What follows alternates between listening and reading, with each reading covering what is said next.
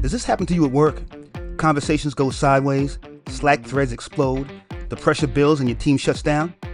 Well, that's exactly where the folks at Young Smiles Dental Practice were until I taught them a pickleball drill that reset everything.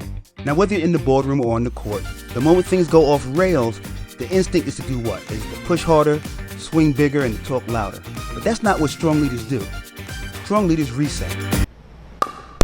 Okay. The reset shot in pickleball is a soft, controlled shot that slows the game down. It gives your team time to move forward, and it neutralizes chaos. It's not flashy, but it's foundational. And it works just as well in the workplace.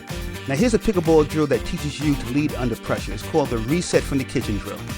Now to do this drill, you need 2 players, some paddles, a bucket of balls, and a net.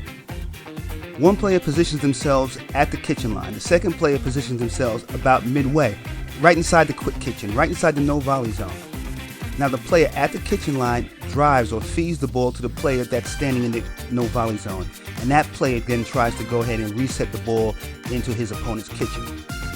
Now to do this drill right, you got to keep a loose grip on the paddle and you have to try to avoid swinging at all. The focus is on control, not power. Now here's how the team over at Young Smiles introduced the reset drill at work.